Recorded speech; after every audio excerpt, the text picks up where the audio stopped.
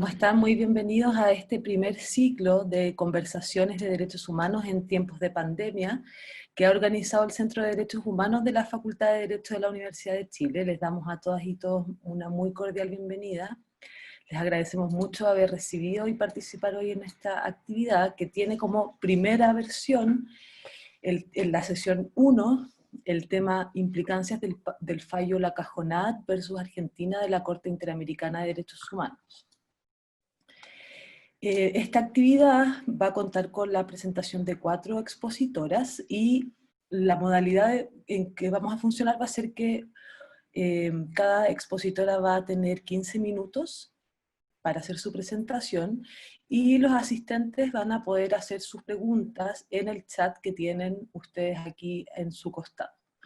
Un ayudante del Centro de Derechos Humanos va a recolectar las preguntas. La idea es que ustedes puedan indicarnos a quién va dirigida la pregunta y vamos a tener al final un espacio para contestar. Entonces voy a pasar a presentar a las expositoras para que podamos entonces comenzar la actividad.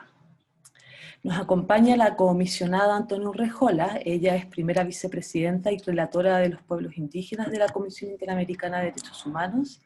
Muchas gracias, Antonia.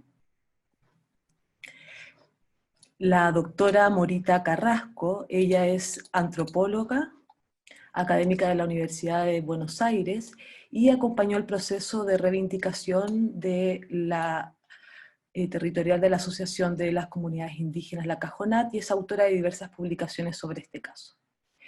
Luego la doctora Nancy Yáñez, ella es directora del Centro de Derechos Humanos de la Facultad de Derecho de la Universidad de Chile y es experta en derechos indígenas y actúa en calidad de perita en el caso ante la Corte.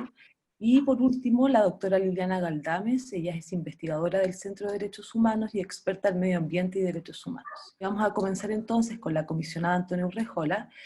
Yo voy a poner un reloj y va a sonar una pequeña alarma cuando estemos cerca de los 15 minutos. Cuando se cumplan los 15 minutos, para que estemos atentos. Antonia, te dejo la palabra entonces.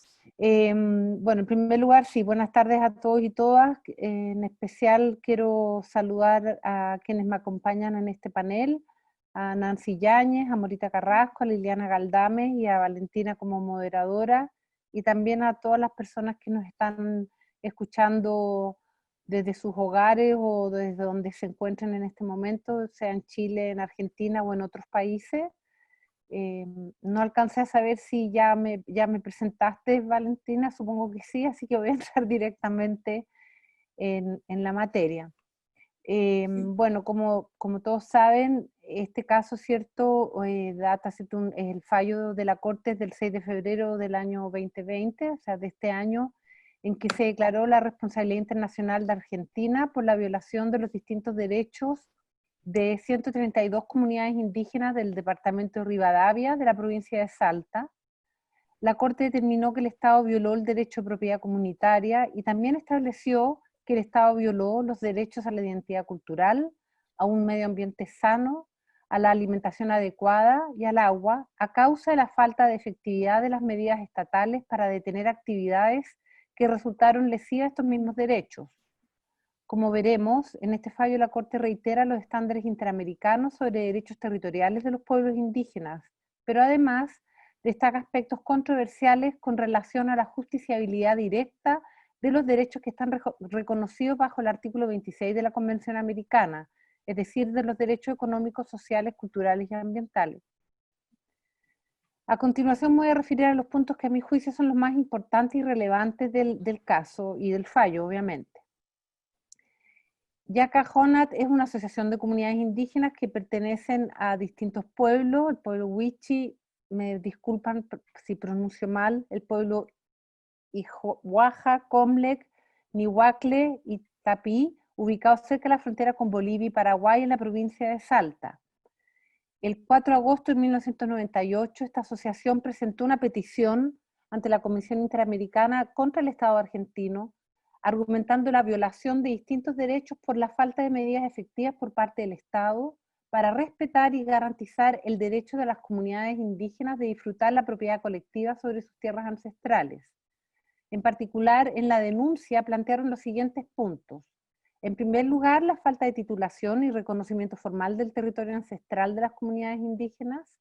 En segundo lugar, la falta de adopción de medidas efectivas para garantizar el uso y gozo efectivo de las tierras por parte de la comunidad, tomando en cuenta que ciertos territorios se encontraban ocupados por colonos o campesinos. Y en tercer lugar, la falta de adopción de medidas efectivas frente a la realización de obras públicas que afectaban las tierras y recursos naturales, así como con el objeto de evitar la deforestación y la tala de sus territorios. Como antecedente, entre los años 99 y el 2005, las partes estuvieron involucradas en un proceso de solución amistosa, que lamentablemente no llegó a buen término. El 21 de octubre del 2006, la Comisión emitió su informe de admisibilidad, y el 26 de enero del 2012, la Comisión emitió su informe de fondo, donde se recomendó al Estado adoptar una serie de medidas para remediar las violaciones. Sí, efectivamente pasó demasiado tiempo en este caso, y hay que reconocerlo. Tras la notificación del informe de fondo, y tomando en cuenta la complejidad del caso, se desarrolló un proceso muy largo por parte de la Comisión para lograr el cumplimiento de las recomendaciones. Se otorgaron ni más ni menos que 22 prórrogas en un lapso aproximado de 6 años. En esta etapa, la Comisión efectuó visitas a terreno y realizó distintas reuniones de trabajo. No obstante todo lo anterior, y pese a que el Estado logró ciertos avances que también es necesario reconocer, ante las faltas de perspectivas de implementación de todas y cada una de las recomendaciones, en un plazo que a mi juicio parece más que razonable, la Comisión sometió el caso a la Corte Interamericana el 1 de febrero del 2018. Como relatora de pueblos indígenas, yo venía llegando a la Comisión, llevaba recién un mes, así que es poco lo que me tocó participar directamente en este proceso. Nada, la verdad, solo la decisión de llevar el caso a la Corte. Pero sí recuerdo que no tuvimos ninguna duda en ese momento de que ya no se podía seguir esperando, que había pasado un plazo más que razonable y que ya tenía que el caso irse a la Corte porque no había ninguna alternativa y claramente las recomendaciones no se iban a cumplir. Me quiero referir ahora a la sentencia de la Corte y resaltar algunos de los aspectos que a mi juicio son los más relevantes. En primer lugar, bueno, el reconocimiento al derecho a la propiedad colectiva. La Corte declaró la violación del derecho a la propiedad comunitaria indígena en relación con el derecho a las garantías judiciales y protección judicial. La Corte declaró la violación a dichos derechos por las siguientes razones. Primero, porque después de más de 28 años, desde que se reclamó el reconocimiento de la propiedad, el mismo no ha sido garantizado, pues hasta la fecha no se ha titulado la propiedad de manera adecuada. En segundo lugar, Argentina no cuenta con una normativa adecuada para garantizar en forma suficiente el derecho a propiedad comunitaria. Igualmente, la Corte declaró la violación del derecho a propiedad colectiva en relación con el derecho a la participación de las comunidades, pues se construyó un puente internacional en parte de los territorios que las comunidades estaban reclamando, sin un proceso previo de consulta, de acuerdo a los estándares internacionales, específicamente sobre el río Pilcomayo, Misión La Paz, Argentina. En cuanto a este aspecto, la Corte reiteró su jurisprudencia sobre la propiedad colectiva, que ya está consolidada, como el caso de Aguastingui versus Nicaragua, Yacaaxa versus Paraguay, Saramaca versus Surinam, y más recientemente el caso Shukuru versus Brasil. Por lo tanto, en materia de propiedad colectiva, no hay mayor novedad en este caso, más allá de lo importante que es para la propia comunidad, ¿cierto?, este reconocimiento, pero en términos de novedad en la jurisprudencia, no hay novedad en la jurisprudencia. Donde sí, yo creo que hay que resaltar lo novedoso de esta jurisprudencia es lo que sigue, que es el reconocimiento del derecho que tiene el pueblo indígena a un medio ambiente sano, a la alimentación adecuada, al agua y a la identidad cultural. Tengo que señalar que por primera vez, en un caso contencioso, la Corte declaró la violación a los derechos a un medio ambiente sano, a la alimentación adecuada, al agua y a la identidad cultural de manera autónoma a partir del artículo 26 de la Convención Americana. Ya en casos anteriores, como los que mencioné sobre Paraguay, se había reconocido de manera indirecta, por ejemplo, el derecho a la alimentación, pero derivado del derecho a la vida, a una vida digna. Pero aquí se reconoce, ¿cierto?, a partir del artículo 26 de la Convención Americana. Eso es lo más novedoso de este caso. En cuanto al derecho a un ambiente sano, la Corte reiteró lo que indicó en su opinión consultiva del año 2017 sobre medio ambiente y derechos humanos. Tengo que destacar que haciendo una interpretación integral de derechos humanos, la Corte empleó además el principio 22 de la Declaración de Río sobre Medio Ambiente y Desarrollo de la ONU, el cual establece que los pueblos indígenas y sus comunidades, así como otras comunidades locales, desempeñan un papel fundamental en la ordenación del medio ambiente y en el desarrollo debido a sus conocimientos y prácticas tradicionales. Con respecto al derecho a la alimentación, la Corte Interamericana indicó que dicho derecho protege el acceso a las personas a alimentos que permiten, y aquí subrayo, una nutrición adecuada y apta para la preservación de la salud. Es decir, no es simplemente el derecho a la alimentación, sino que además que permita la nutrición adecuada y apta para preservar la salud de las personas. Es decir, en esto también el fallo es muy progresista en relación a lo que se conocía hasta ahora en materia de jurisprudencia interamericana. Siguiendo al Comité de los Derechos Económicos, Sociales y Culturales de la ONU, la Corte subrayó que el derecho se ejerce cuando las personas tienen acceso físico y económico en todo momento a la alimentación adecuada o a medios para obtenerla, sin que deba interpretarse en forma restrictiva, asimilándolo a un conjunto de calorías, proteínas y otros elementos nutritivos concretos. Es decir, la Corte le da contenido a qué se refiere al derecho a la alimentación, le da un contenido a ese derecho, no solamente es una enunciación sobre el derecho, le da contenido. Asimismo, la Corte señaló que los estados tienen el deber no solo de respetar, sino de garantizar el derecho a la alimentación, lo cual implica adoptar medidas para velar porque las empresas o los particulares no privan a las personas del acceso a una alimentación adecuada. Correlativamente, el derecho se ve vulnerado por el Estado al no controlar las actividades de individuos o grupos para evitar que violen el derecho a la alimentación de otras personas. En cuanto al derecho al agua, que también es otra cosa muy novedosa en la jurisprudencia interamericana, si bien la Corte ya se había referido a este derecho en su opinión consultiva sobre el medio ambiente, siguiendo al Comité DESC, indicó que el acceso al agua comprende, y también por lo tanto le dio contenido al derecho, el consumo, el saneamiento, la colada, la preparación de alimentos, la higiene personal y doméstica, así como para algunos individuos y grupos también recursos de agua adicionales en razón de la salud, el clima y las condiciones de trabajo. La Corte refirió que respecto de este derecho aplican obligaciones de realización progresiva.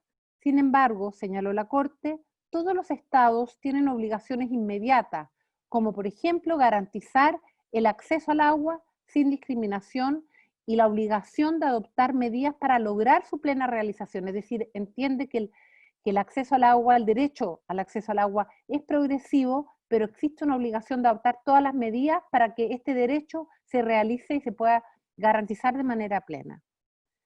En cuanto a las obligaciones que emanan del deber de garantía respecto al derecho al agua, mencionó el deber del Estado de impedir a terceros que menoscaben el disfrute del derecho al agua, reiterando que los Estados deben velar porque el acceso a los pueblos indígenas a los recursos de agua en sus tierras ancestrales sea protegido de toda transgresión y contaminación ilícitas, entre otros aspectos.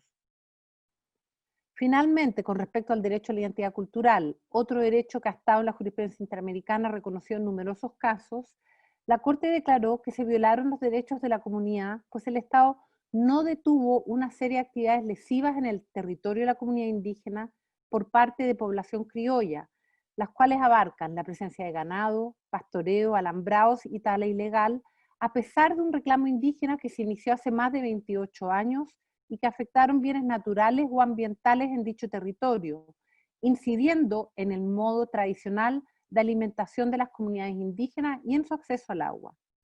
Además, y esto también es muy importante subrayar, la Corte subrayó la interdependencia de dichos derechos, argumentando que hay amenazas ambientales que pueden incidir en la alimentación, como también en el derecho a participar en la vida cultural y el derecho al agua, los cuales resultan particularmente vulnerables para a las afectaciones ambientales. Por último, quisiera mencionar brevemente algunas de las medidas de reparación ordenadas por la Corte. La Corte, en primer lugar, otorgó un plazo de 6 años a Argentina para delimitar, demarcar y titular, consultando de manera previa a la comunidad y trasladando a la población criolla fuera del territorio indígena. Estableció un plazo bastante razonable, son 6 años, es decir, no es un plazo corto, y por lo tanto espero que Argentina lo cumpla dentro del plazo. Por otra parte, en los casos sobre Paraguay fundamentalmente, la Corte Interamericana indicó que los fondos de desarrollo comunitario, porque ahí también se establecieron en materia de reparación fondos de desarrollo comunitario, debían destinarse a proyectos educacionales, habitacionales, agrícolas y de salud, así como de suministro de agua potable y la construcción de infraestructura sanitaria. En este caso que hablamos hoy día, en el caso de Yaca-Jonat, se especifica que el Fondo de Desarrollo debe utilizarse para la recuperación de la cultura indígena, o sea, es mucho más amplio, reconociendo por lo tanto el derecho a la identidad cultural, incluyendo programas atinentes a seguridad alimentaria y documentación, enseñanza o difusión de la historia de las tradiciones de las comunidades indígenas víctimas. Es muy relevante que se establezca este fondo y que se establezca que este fondo tiene esta finalidad principal, la de reparar el daño a la identidad cultural. Anteriormente, en las medidas de reparación, cuando se establecían este tipo de fondos, eran destinados para actividades materiales, pero aquí, en el fondo, el objetivo del fondo, valga la redundancia, es reparar el daño a la identidad cultural de un pueblo y no solo fungir como una compensación del daño material o inmaterial. Otro aspecto fundamental en la parte de la restitución de esta sentencia es que se asigna a la Comisión Interamericana de Derechos Humanos un rol de facilitador entre las partes, entre el Estado y el pueblo indígena, tomando en cuenta el rol que ha tenido en el proceso a partir de la publicación del informe de fondo y sus visitas al terreno, exhortándola a coadyuvar al cumplimiento de las medidas de restitución ordenadas. Esto es novedoso en la medida en que el rol de la Comisión en la etapa de supervisión de la Corte es normalmente presentar informes periódicos u observaciones a los informes presentados por las partes, participar en diligencias in situ o audiencias de supervisión de cumplimiento, pero nunca se había dado cierto este rol de facilitador entre las partes en el seguimiento al cumplimiento de una sentencia. Por lo tanto, esta sentencia en muchos aspectos es muy novedosa y por eso es tan importante destacarla.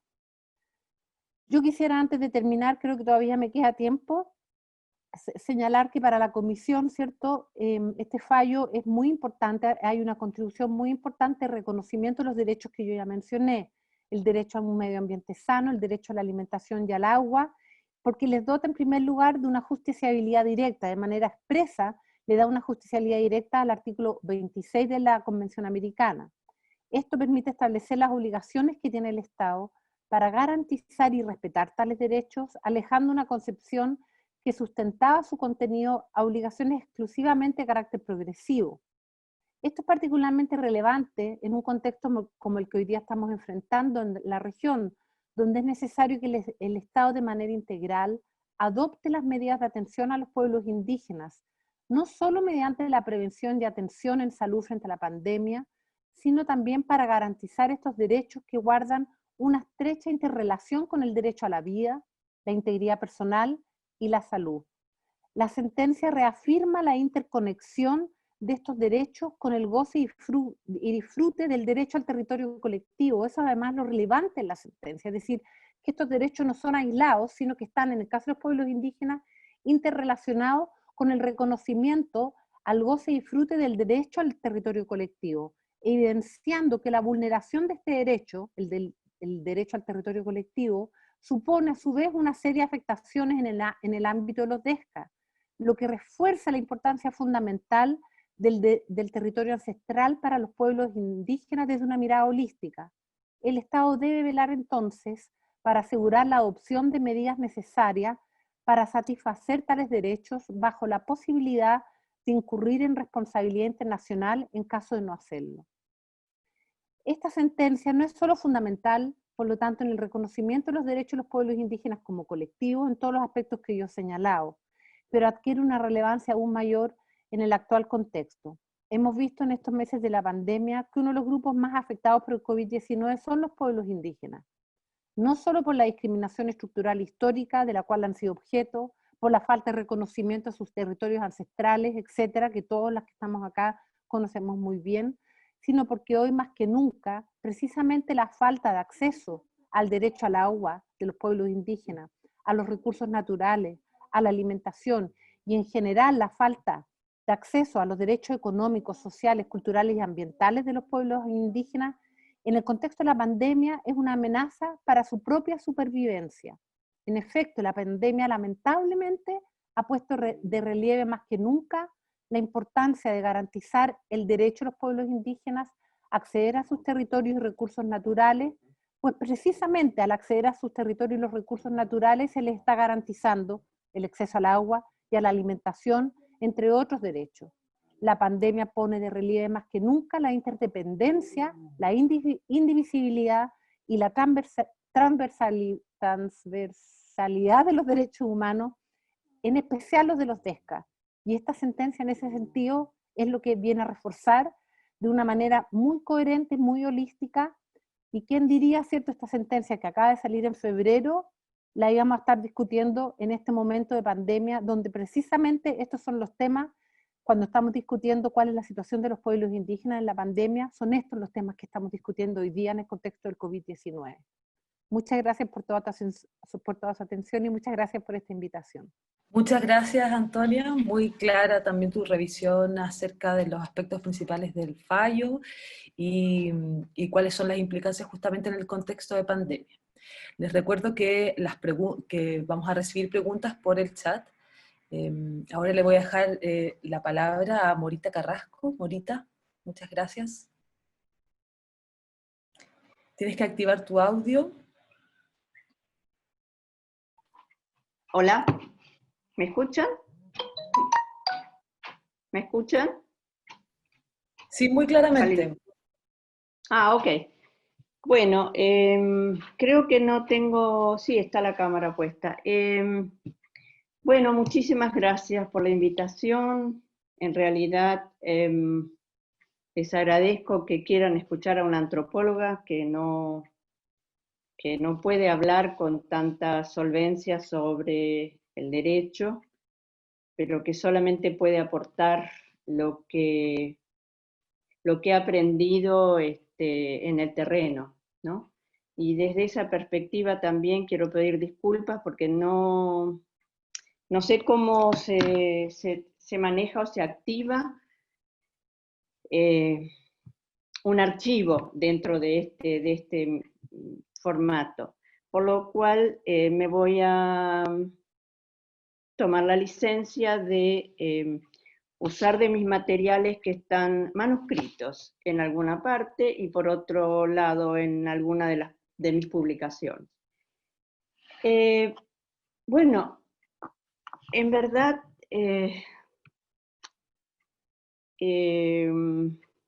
podría comenzar relatando cómo es que me involucré en la cuestión de los derechos indígenas y específicamente en los derechos indígenas a la tierra, que en verdad, como bien ha relatado recientemente la persona que me antecedió, está en directa relación con la identidad o con la cultura. Mi primer contacto fue en el año 88.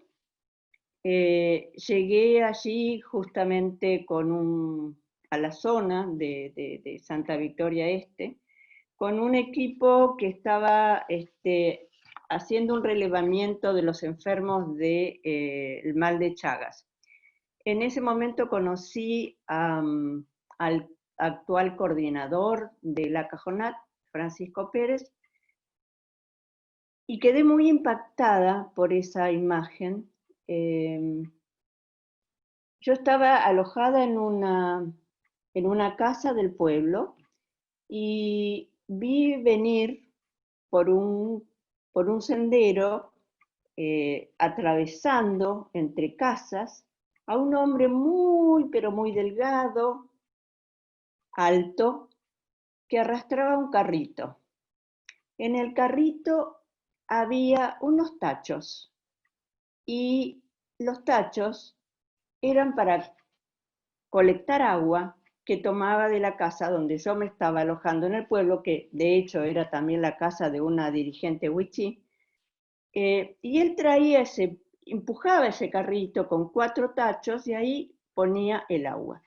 Nos sentamos a conversar y desde ese primer momento quedé, como lo he dicho varias veces, involucrada desde una perspectiva menos antropológica, pero más humana, con lo que él me relataba. Es así, yo estaba haciendo investigaciones en otro lado, es así que cambié mi investigación para analizar el desarrollo de la política estatal en relación con los pueblos indígenas en esa situación, en ese contexto, en ese espacio físico.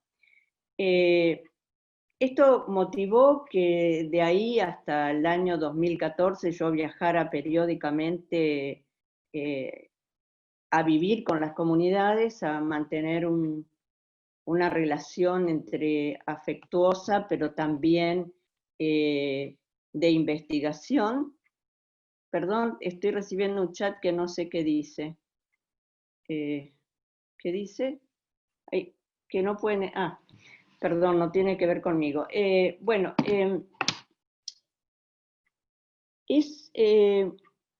en ese momento vivían en la zona de lo que por entonces se llamaban lote fiscal 55, unas 6.000 personas, de las cuales yo diría que 3.000 eran indígenas y el resto población no indígena.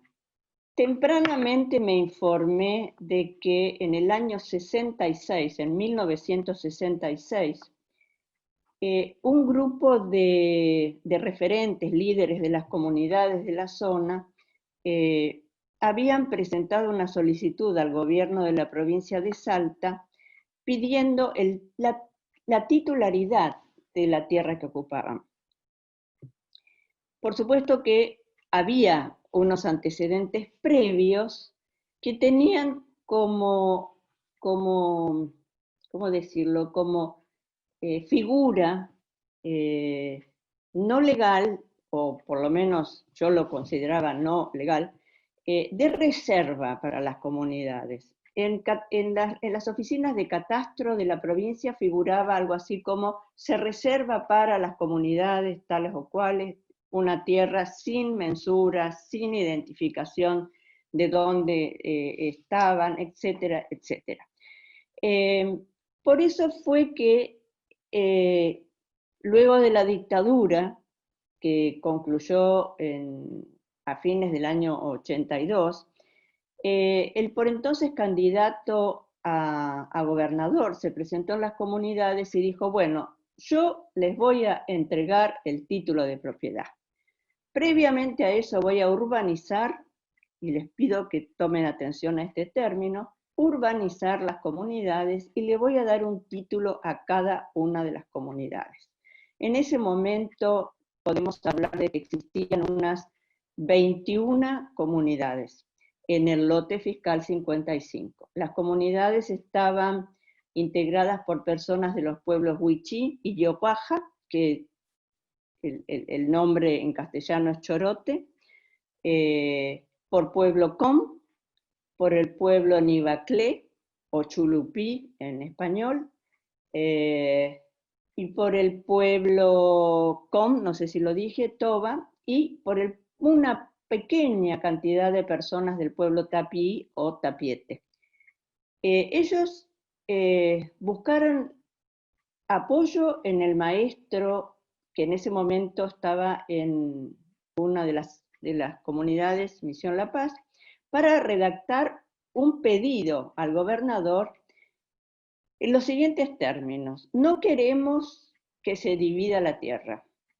Queremos una superficie íntegra, una única superficie para todos, para todas las comunidades, a nombre de todas las comunidades. ¿Cuál era el argumento en esa carta? La tierra no puede dividirse porque el pueblo indígena tiene arraigadas costumbres en relación con la naturaleza.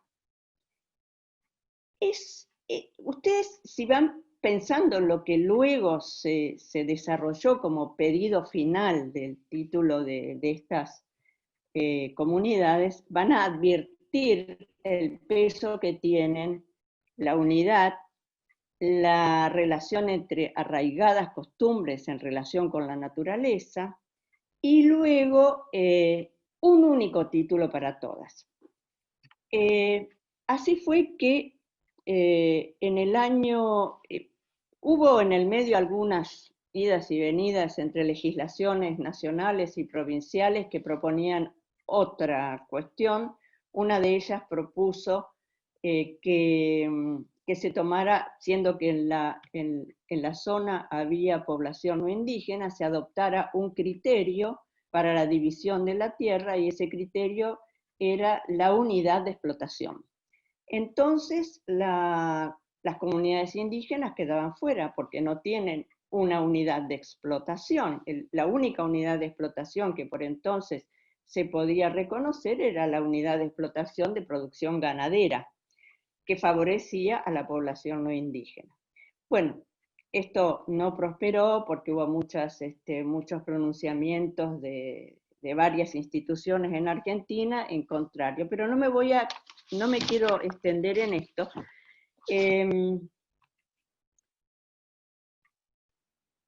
Que como digo, se quedó ahí. Entonces, entre el año 84, que es cuando se presenta ese documento, y los años subsiguientes, los referentes indígenas comenzaron a buscar otros criterios para poder demostrar al gobierno cuáles eran sus pretensiones, o mejor dicho, el porqué de esas pretensiones. Es así que en el año 1991 se realiza un relevamiento de las tierras con criterio indígena. Y esto es lo que para mí es fundamental. Lo lleva adelante una persona muy amiga de los indígenas, el antropólogo John Palmer. ¿Y cómo la hacen? Comienzan a recorrer todas las zonas por donde las comunidades se trasladaban para poder obtener los recursos que necesitaban para alimentarse, para hacer sus casas, para muchas de otras razones, ¿no? Ahí vamos a la idea del arraigo con la naturaleza. Y lo que me interesó muchísimo es que en ese se dibuja un mapa que no tiene más referencias que palabras. Las palabras aluden, por una parte, todas las palabras están en idioma indígena, y aluden a ciertos, digamos, podríamos hablar de topografía, ciertos elementos que hay en el terreno que pueden ser cerros, pueden ser arboledas, bueno. Otra cantidad de nombres tienen que ver con la geología, es decir, con el tipo de suelo. Otras de las palabras aluden a cambios climáticos que se dieron históricamente y que fueron extraordinarios, es decir, aparecen allí nombres como por ejemplo el Gran Fuego, es decir, un evento histórico del pasado lejano, que motivó que la gente llamara a ese espacio de esa manera. Otros aluden a la hidrología, o podríamos, me estoy yendo de tiempo, ¿verdad? Que podrían aludir a la hidrología, es decir, ríos, lagunas, y lo interesante es que esas lagunas, por ejemplo, estaban alejadísimas del río. Entonces esto nos está hablando de cómo era el terreno reclamado en el pasado. Otra cantidad de nombres aluden a la flora y la fauna. Y muchas más a ciertos movimientos que tienen que ver con lo que podríamos denominar el paisaje social. desplazamientos, movimientos de aldeas, movimientos de personas, movimientos en relación con las actividades que se desarrollaban, actividades de caza, de pesca, de recolección de miel, etc. Otras que, por ejemplo, aluden a situaciones de vida, de muerte, enfermedades, violencia. Esto motivó que yo le preguntara a uno de los líderes, ¿cómo es esto de nombrar el espacio? ¿Cómo es esto de darle un nombre al territorio? ¿Y cómo es que esto fue pasando? ¿Cómo lo hacían? Porque no lo anotaban. Y él me dice, de chiquitos, cuando se empieza a hablar, ya se sabe. Cuando uno ya está grandecito, no hay necesidad de enseñarle, porque ya está práctico. Nosotros comentábamos a ellos que los abuelos nuestros nos contaban esto. Y esa es la manera como nosotros les hacemos saber a ellos, porque así lo aprendimos nosotros. Entonces, me dijo luego que estas historias que los abuelos nos contaron y que nosotros contamos a los hijos, es una historia, es la historia del comienzo de la vida, así la cuentan los viejos. Cada lugar tiene un significado, tiene su historia, tiene su pasado. Hay un lugar, por ejemplo, dice, que se llama en idioma com, pecho de caballo. Pero no era, dice, el pecho, sino el esqueleto del caballo. Y ese lugar tiene ese nombre porque ahí se encontró un esqueleto de caballo. Había otro lugar, dice él, hay otro lugar que se llama lugar donde se baña la luna. Entonces, seguramente yo le dije, ¿quiere decir que ahí había agua? No, dice, pero el tema es que Luna era el nombre de una persona y esa persona se bañaba siempre en ese lugar. De cualquier manera, le digo, esto significa que en ese lugar hay agua. No, había agua, ya no hay, dijo. ¿Y para qué sirve esta información? ¿Para qué sirve tener todo el espacio del terreno con nombres históricos? Y porque cuando uno sale, me dice, uno ya se encuentra con alguien y le dice, ¿y de dónde venís? ¿Y qué encontraste? Bueno, yo fui a buscar casa y la casa la encontré en este lugar. Y otro dice, bueno, yo fui a buscar pescado y encontré los pescados en ese lugar. Y así todo. Entonces, hay otro elemento ahí que es muy interesante, que es, ¿pero cómo? Estos nombres están en Wichí. Sí, pero cada uno de esos nombres tiene su nombre en los otros idiomas. Es decir, acá aparece entonces un elemento importantísimo para la noción de identidad. La identidad es algo que se teje colectivamente y en relación con los otros. La relación de los wichí y la identidad de los wichí está continuamente renovada, recreada y reproducida en relación con los otros. Y esos otros son tanto los pueblos indígenas como también los pueblos criollos. Y acá viene la cuestión más preocupante, que es de qué manera fue cambiando el territorio y de qué manera también fueron cambiando las relaciones con los otros pobladores. Está claro que el ingreso de la población no indígena en la zona del lote fiscal 55 comenzó a principios del siglo XX, exactamente en 1902. Y desde entonces, dos poblaciones con distintas formas de producción no pueden convivir en un mismo espacio. Entonces, los problemas comenzaron a surgir no tanto con la persona no indígena, sino con la forma de explotación de los recursos de los no indígenas. Y aquí vamos al ganado. el ganado es uno de los principales destructores del ambiente en la zona chaqueña. Veo que no tengo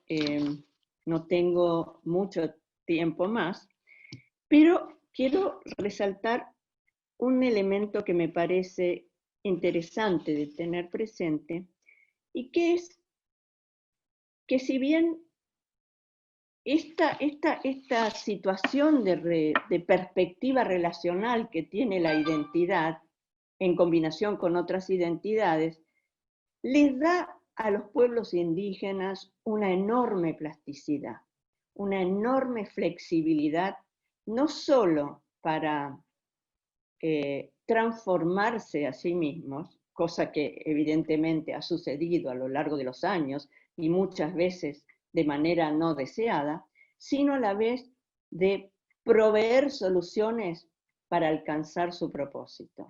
Y aquí me quiero referir a lo siguiente. Este mapa con nombres luego se constituye en un mapa con referencias geográficas y define una cantidad de 530.000 hectáreas para toda la población indígena en esa zona. Sin embargo, dado que los criollos o los no indígenas tienen el propósito también de obtener el título de propiedad, en el año 2000, entre el 2006 y el 2007, la población indígena cede 130.000 hectáreas para que se encuentre una solución para los criollos. Lamentablemente, esta situación de tanta flexibilidad, de tanta apertura para la búsqueda de la solución, no ha sido igual desde el punto de vista de los criollos. Por ejemplo, en la zona sigue habiendo ganado. Anoche yo estuve hablando con uno de los dirigentes y me contaba que había muchos árboles que habían sido cortados y que él no tenía una camioneta para ir a buscar esos árboles para decomisar la madera, que siguen levantándose los alambrados, que siguen deforestando. Yo no puedo mostrarles ahora, pero el desmonte en la provincia de Salta avanza a pasos agigantados, de manera que están quedando cercados en el lote fiscal 55 y 14 los indígenas. Con todo, están esperanzados en lograr lo que dijo la relatora, la delimitación, la demarcación y la titulación del territorio, que de todas maneras va a contener población indígena en su interior. Porque la población indígena la población criolla necesita del aporte del Estado para poder trasladarse a otro territorio. Y si bien se han dado 6 años para ese traslado, creo que llevamos muchos años, muchos más de 30 años esperando que los criollos puedan retirar su ganado.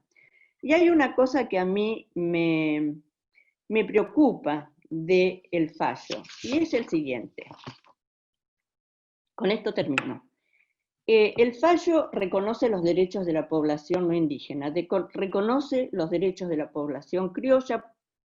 No voy a entrar en detalles de dónde surge esto en el derecho internacional porque soy extranjera en el tema, pero la Corte señala todo lo que el Estado argentino debe hacer para favorecer el traslado de los criollos. Y esto encuentro que es desigual en relación con la población indígena.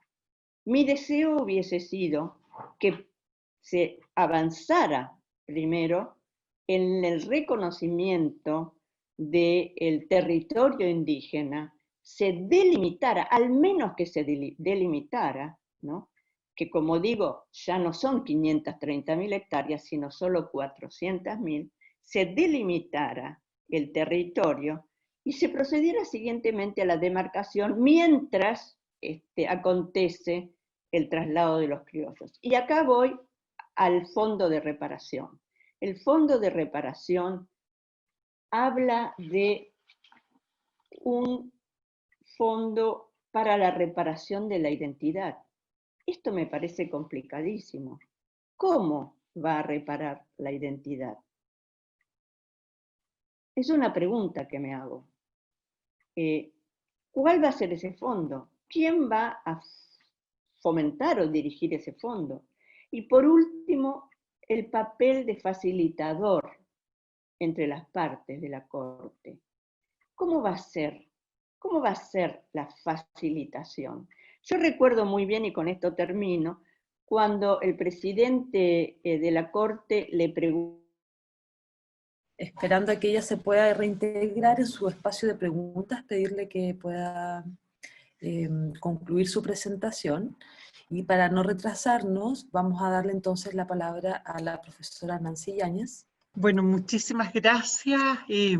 Muchas gracias a nuestras fantásticas panelistas que hoy día nos acompañan. Muchas gracias, Antonio, por estar presente con nosotros. Sabemos que hoy día el trabajo de la comisión es realmente de un nivel de demanda que siempre excede las posibilidades que tienen la comisión y sus miembros, pero sin lugar a duda en el contexto de la pandemia, esto evidentemente ha generado mayor presión sobre el equipo, así que valoramos especialmente tu disposición a acompañarnos hoy día y a compartir desde la comisión, en definitiva, vuestras reflexiones respecto a los alcances jurídicos del fallo, pero además a los alcances o las implicancias que este fallo tiene en el contexto de la pandemia, en donde estamos discutiendo, como tú bien señalabas, cuestiones tan cruciales como las condiciones con las cuales los pueblos indígenas se enfrentan a una crisis sanitaria como la que hoy día estamos observando, que no es la primera vez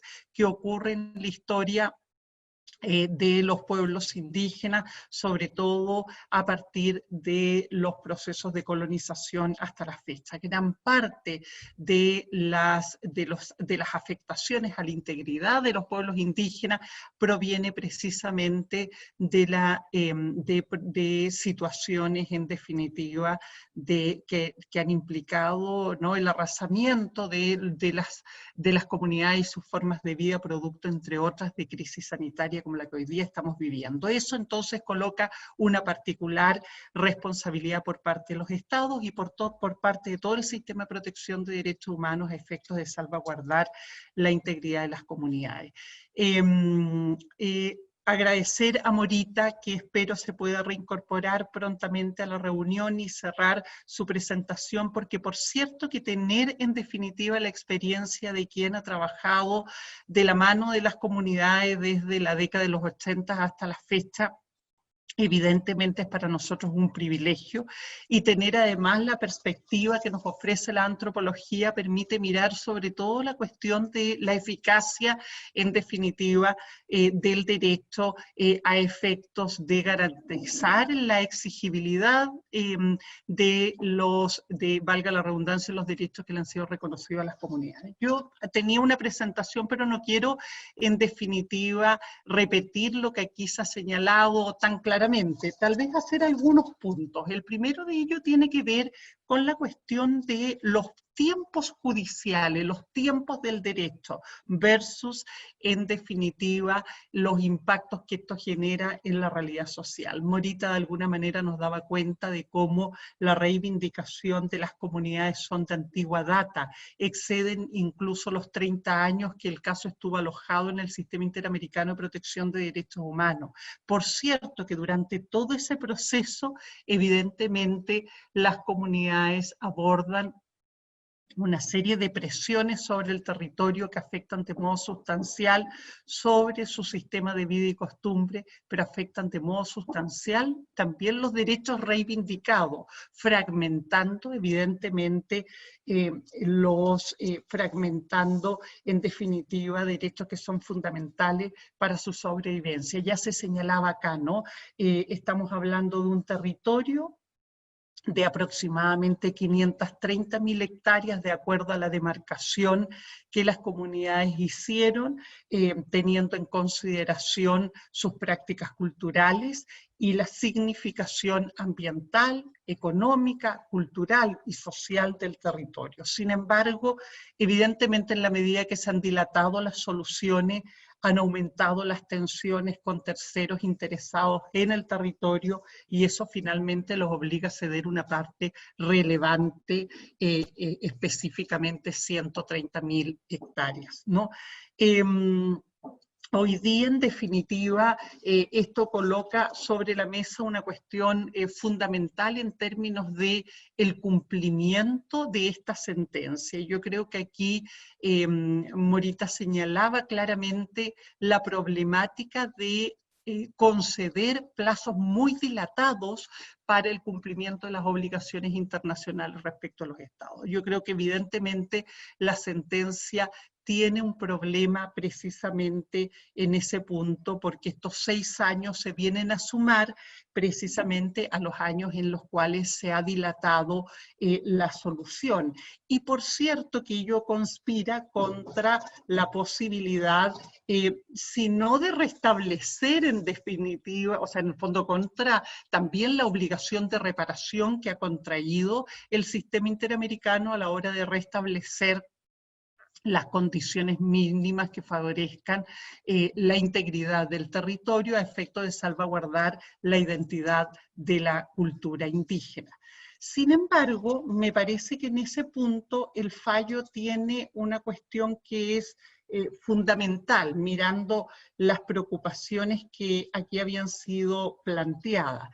El fallo efectivamente reconoce que así como los pueblos indígenas tienen un decálogo de derechos específicos reconocidos por la Convención Americana de Derechos Humanos y por una serie de instrumentos internacionales de derechos humanos, tratados y declaraciones que conforman el Corpus Juris Internacional, también lo tienen los campesinos y otros trabajadores tradicionales que dependen de los recursos naturales para su subsistencia.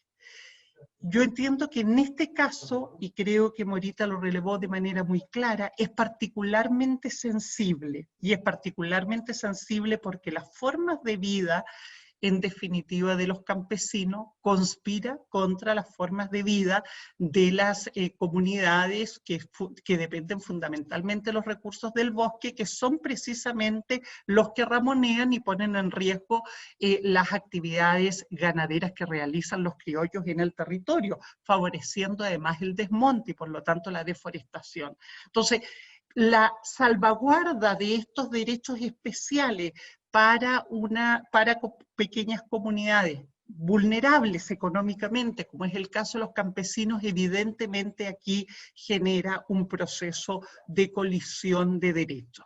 Sin embargo, hay dos cuestiones que son relevantes. Una, por un lado, se reconoce como, o se incorpora como fuente de interpretación del artículo 26, la reciente Declaración de Naciones Unidas sobre Derechos de los Campesinos y otros Trabajadores Tradicionales, que permitiría precisamente salvaguardar los derechos que sobre los recursos naturales y los derechos que sobre la integridad de sus respectivos hábitats tienen personas que desde tiempos históricos hasta la fecha han dependido de estos recursos para su sobrevivencia, como el caso de los pescadores artesanales, los campesinos, etcétera, que en la lógica del capitalismo extractivista han quedado marginados, en definitiva, de el acceso a los recursos naturales, generándose procesos de descampenización, podría decir uno, de desplazamiento del campesinado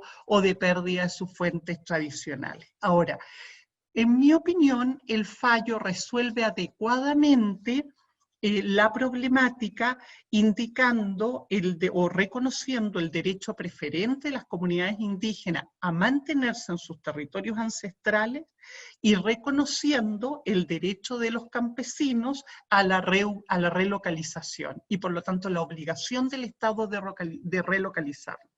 Ahora, la preocupación en definitiva que planteaba Morita, en mi opinión, se produce no porque el fallo le otorgue en definitiva un derecho necesariamente preferente a los criollos, porque me parece que en ese punto es enfático en señalar que de acuerdo con la jurisprudencia anterior en la materia que Antonia sintetizó tan claramente, evidentemente la obligación de delimitación y demarcación es una obligación primogénea que el Estado debe asumir.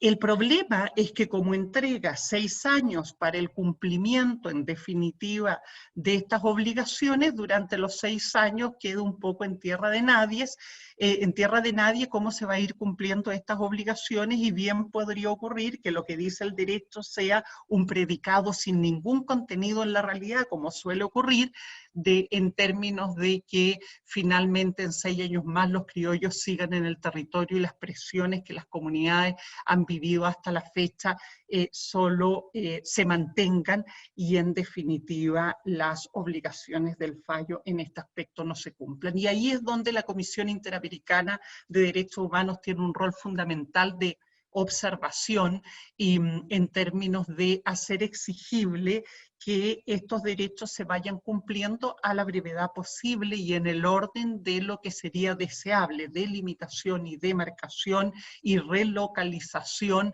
de modo de frenar en definitiva los efectos perjudiciales de la presencia de los criollos en el territorio.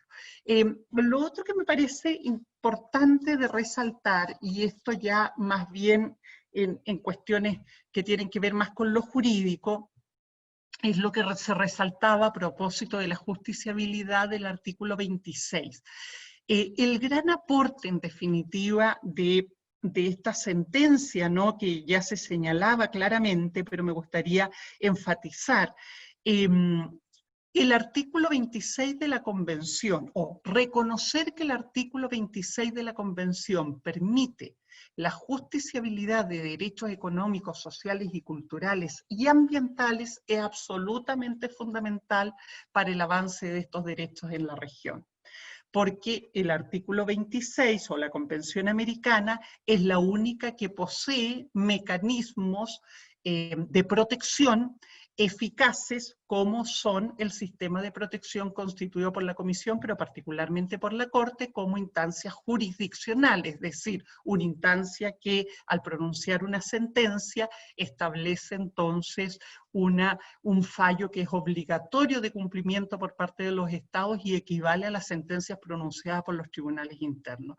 Y esto es fundamental porque el otro instrumento donde están los derechos económicos, sociales y culturales, que es el protocolo adicional a la Convención, que es el protocolo de San Salvador, no tiene mecanismos de justiciabilidad, no tiene mecanismos de protección de los derechos económicos, sociales y culturales, salvo para la libertad sindical y para la libertad de educación. Entonces, si bien reconoce el derecho al medio ambiente y el derecho a la alimentación, no hay cómo hacer exigible su cumplimiento porque no tiene mecanismos de protección, mecanismos de justiciabilidad. Entonces, que la Corte haya determinado que el artículo 26 es justiciable y que en base al artículo 26 es posible exigirle a los estados el cumplimiento de obligaciones específicas en relación al derecho al medio ambiente, al derecho a la alimentación, al derecho al agua y al derecho a la identidad cultural, y dar cuenta de que además estos son derechos interrelacionados, sin lugar a duda tiene una importancia fundamental desde la perspectiva jurídica, no obstante las fragilidades que tiene el sistema en materia de cumplimiento, que creo que han sido claramente connotadas en las presentaciones anteriores. Ahora, una cuestión que es indispensable de señalar a propósito del reconocimiento del derecho al medio ambiente en este caso, es que el reconocimiento del medio ambiente, el agua y la alimentación, pero particularmente el derecho al medio ambiente, es reconocido como un derecho autónomo. Y lo que se protege a la luz de la observación consultiva 23 del 2017 son los componentes del ambiente, tales como bosques, mares, ríos y otros.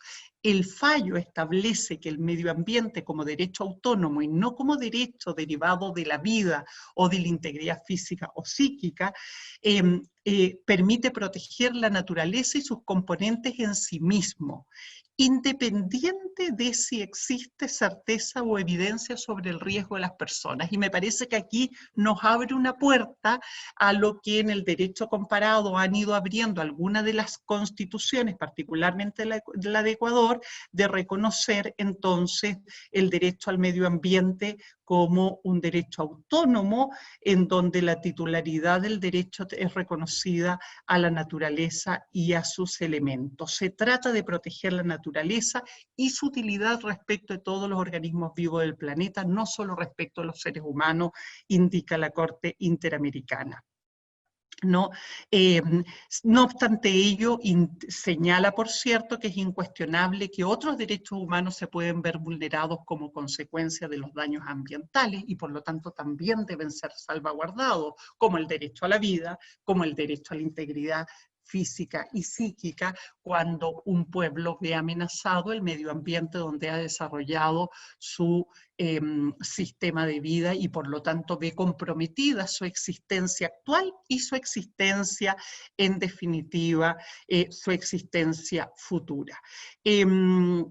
Un punto que es importante entonces aquí de resaltar es que hasta ahora normalmente cuando hablamos del derecho al medio ambiente y miramos el derecho al medio ambiente desde el derecho internacional, evidentemente el marco normativo que regula el derecho al medio ambiente es la Convención para la Protección de la Biodiversidad y una serie de otras convenciones en la materia. Sin embargo, hay una tendencia a dar cuenta que la mayoría de las normativas, precisamente porque no hay manera de hacerlo justiciable o exigible propiamente, constituyen derecho débil o soft law. Con esto la Corte efectivamente nos dota de un derecho robusto al medio ambiente y de un mecanismo de protección. Y eso es aplicable para el derecho al agua y es aplicable para el derecho a la alimentación.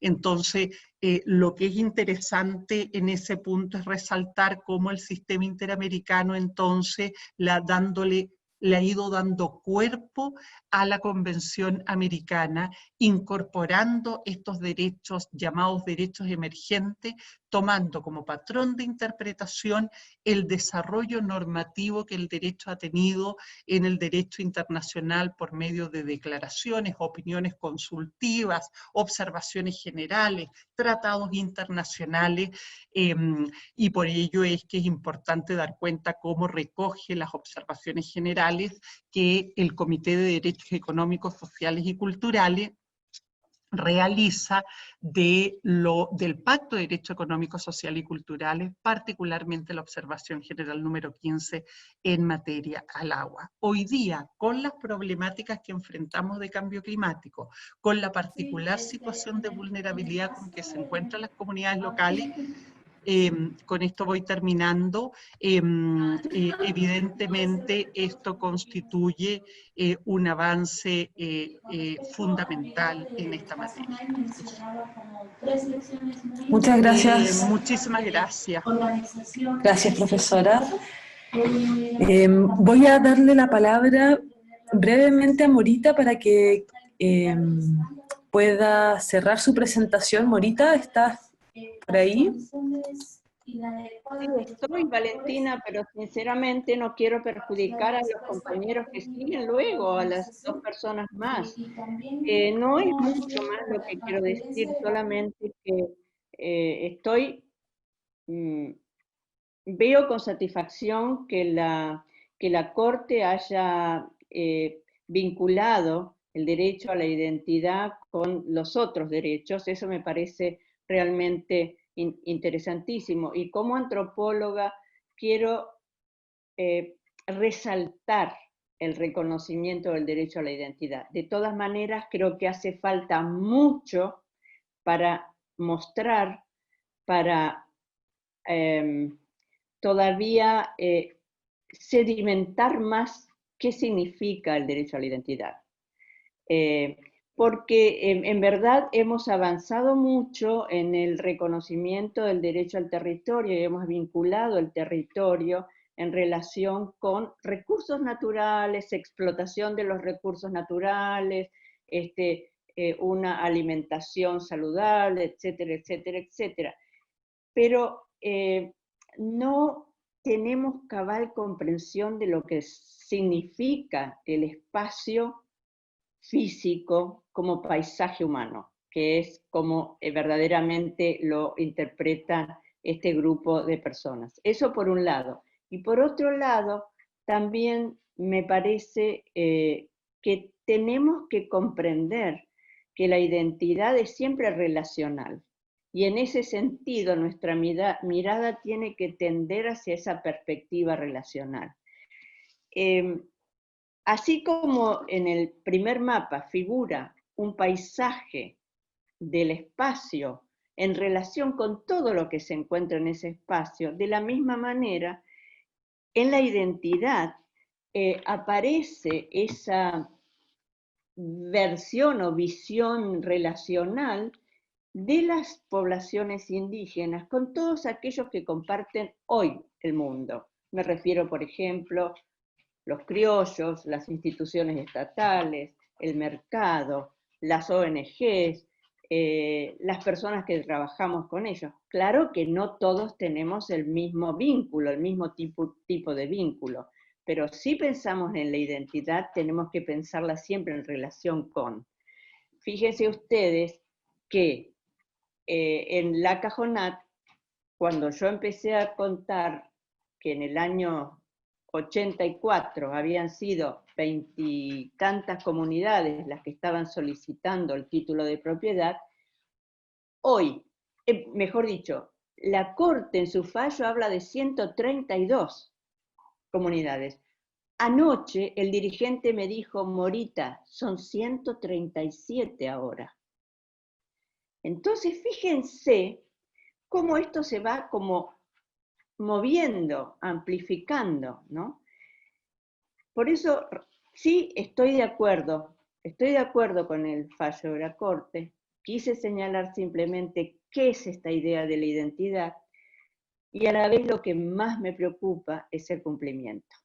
El cumplimiento y la incapacidad, de alguna manera, de visualizar qué es la identidad indígena si nos salimos del recorte de el ambiente sano, el derecho al agua, hay mucho más. Para reconocer el derecho a la identidad tenemos que salirnos de ese corset, de verlo siempre en la materialidad.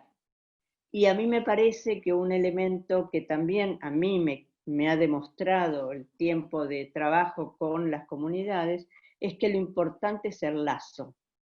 Si hay algo que La Cajonat logró, es demostrar que una comunidad no es un espacio físico cerrado como un barrio. No es eso.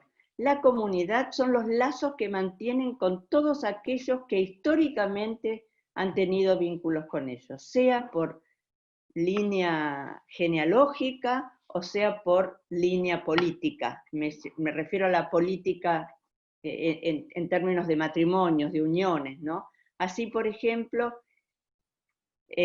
hoy se puede decir que La Cajonat es una unidad multiétnica, ¿no? Ahí también hay algunos criollos casados con mujeres indígenas, indígenas casados o frutos de relaciones con los criollos.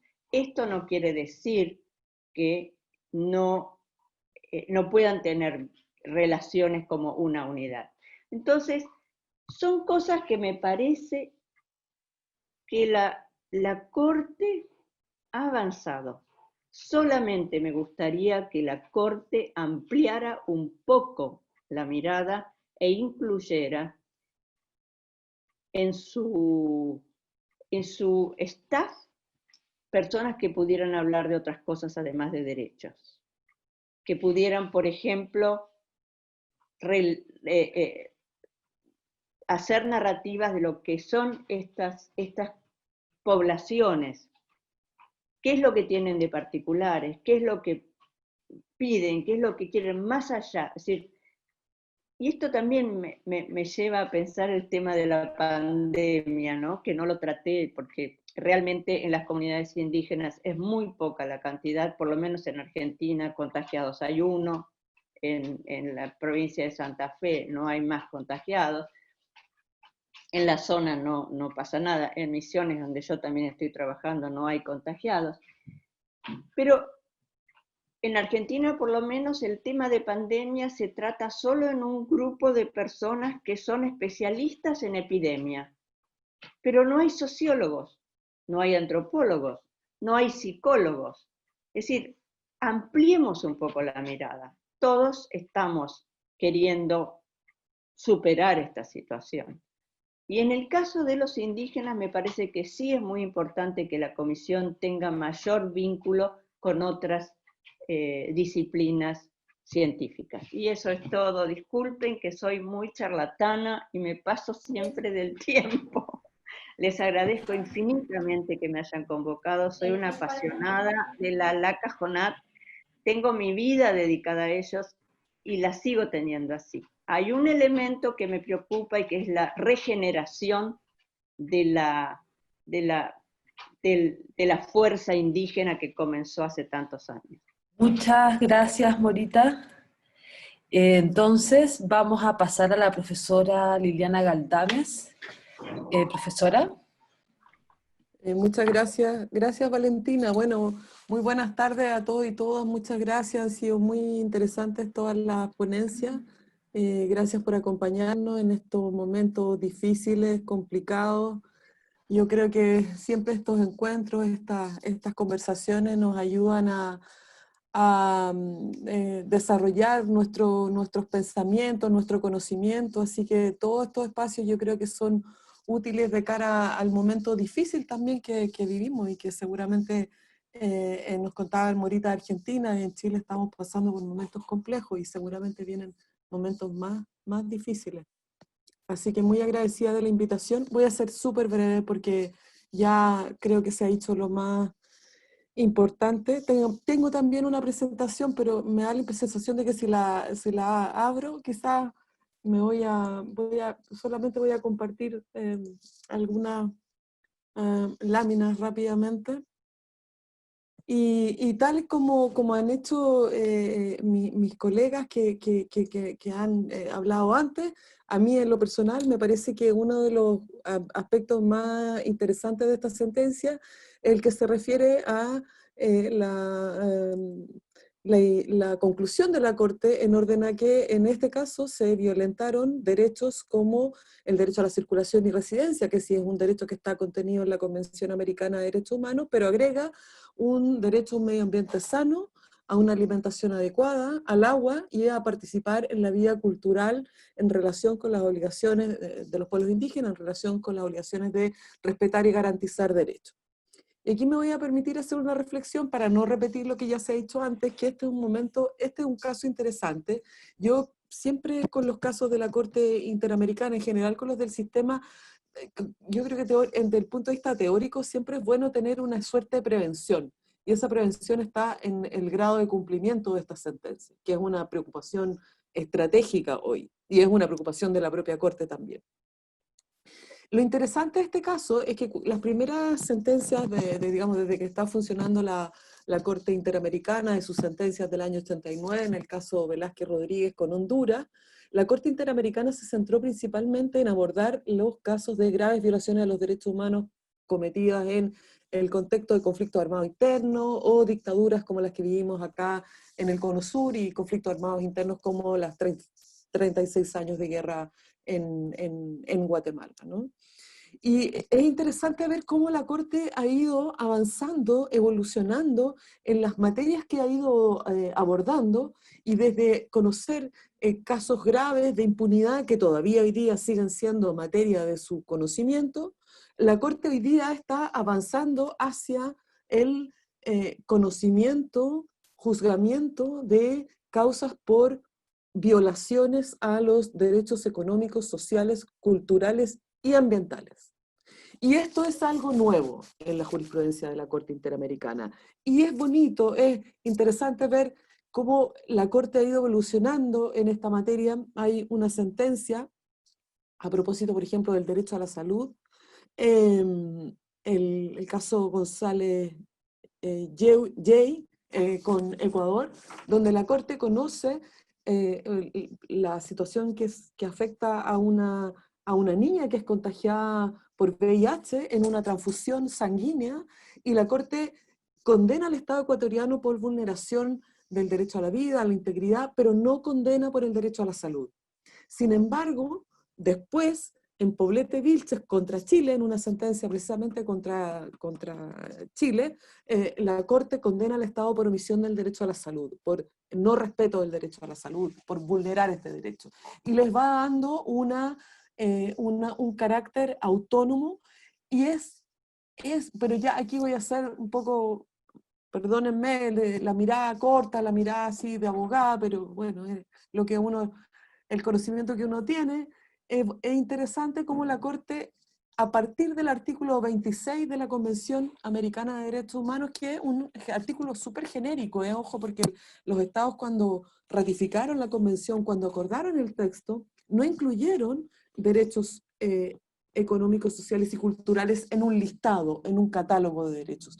Solo incluyen un artículo 26 que habla del desarrollo progresivo de estos derechos, ¿no? Y es sumamente interesante cómo la Corte en los últimos años, de 2014, 2015 en adelante, ha empezado a darle vida a esta disposición. Ha empezado a sacar cosas de esta norma. El derecho a la salud, antes, que ya lo reconoció como un derecho autónomo, que no está en el catálogo de los derechos de la Convención, pero está en el Protocolo de San Salvador, que en el caso chileno es súper interesante porque Chile no ha ratificado el convenio de San Salvador, y sin embargo, el Protocolo de San Salvador, y sin embargo la Corte igualmente condena al Estado chileno. ¿Qué es, desde mi punto de vista, lo desafiante de lo que está haciendo la Corte como cosas novedosas? Cuando la Corte aborda los derechos sobre todo derechos económicos, sociales y culturales, la Corte utiliza la Convención, le da vida a la Carta de la OEA, de la Carta de la OEA extrae cosas, ¿no? Utiliza derecho internacional universal, derecho internacional ambiental, para construir el derecho al agua, el derecho a un medio ambiente sano, pero no solo eso, para introducir principios que están en esta sentencia como principio preventivo, principio precautorio, derechos procedimentales o de participación. Y entonces la Corte es como si tomase fuentes de distinto origen para invocarlos y construir los derechos económicos, sociales, culturales y ambientales a partir de una disposición que es muy genérica. Y también ha sido interesante ver cómo la propia Corte, en otro caso, el caso Poblete Vilches, dice, ya miren, esta disposición está en la Convención Americana desde sus orígenes, desde la década de los 60. Y ya llegó el momento en que los estados dejen de decir que es una norma progresiva, que se desarrollará en la medida en que hayan recursos económicos suficientes. Ya llegó el momento en que esas obligaciones se tienen que concretar. No hay más excusa. Y es un poco este giro que estamos viendo. Estoy pensando en la crisis, en nuestras crisis, todas nuestras crisis sociales, ambientales, políticas, de derechos humanos, de los pueblos indígenas, ¿no?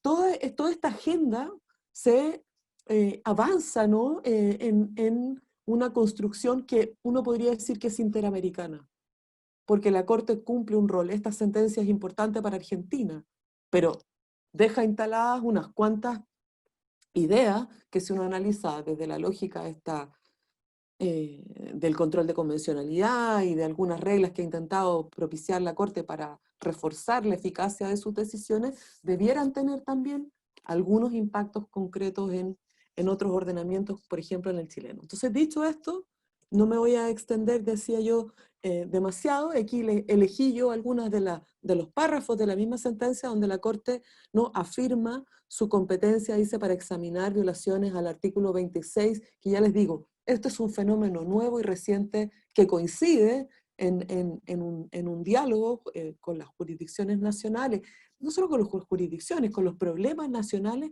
reivindicando ahora ya no solo el fin de la impunidad para el caso de graves violaciones a los derechos humanos, sino también una agenda de derechos sociales fuerte.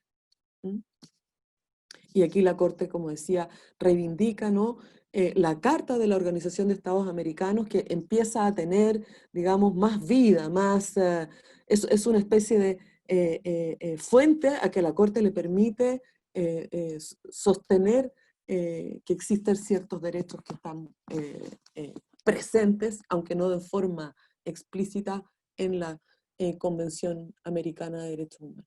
Y por eso dice que, por ejemplo, a propósito del derecho a un medio ambiente sano, debe considerarse este derecho incluido entre los derechos protegidos por el artículo 26 de la Convención Americana, dado de la obligación de los estados de alcanzar un desarrollo integral de sus pueblos. Elegí aquí también algunas imágenes que encontré por ahí, me corregirán, son a propósito de la comunidad en cuestión, de los pueblos indígenas que aparecen en este caso. Y bueno, y agregar otro elemento más, que la Corte Interamericana utiliza el artículo 26, la Carta de la OEA, fuentes del derecho internacional ambiental, del sistema universal de protección de derechos humanos, pero también utiliza derecho constitucional argentino. Y dice, es súper interesante cuando la Corte dice, en la reforma a la Constitución argentina, en el artículo 75, una reforma que se hace a la Constitución argentina en el año 92, se constitucionalizan varios tratados, entre otros la Convención Americana de Derechos Humanos. Entonces dice, esta interpretación del artículo 26 es derecho constitucional en Argentina, ¿no? Es una decisión que está además reforzada por el propio derecho interno argentino y de la Constitución del Estado de Salta, o sea, de la región de Salta, del Estado Federal de Salta. También ahí hay elementos que le permiten a la Corte construir este derecho. Y bueno, y lo que hace el medio ambiente también, esto ya lo hizo en una opinión consultiva, en la 23 del año 2017, que habla del medio ambiente sano, que constituye un interés universal, que es un derecho fundamental para la existencia de la humanidad y que como derecho autónomo protege los componentes del ambiente, tales como, decía la profesora Yáñez, como los bosques, los mares, los ríos y otros, como intereses jurídicos en sí mismos.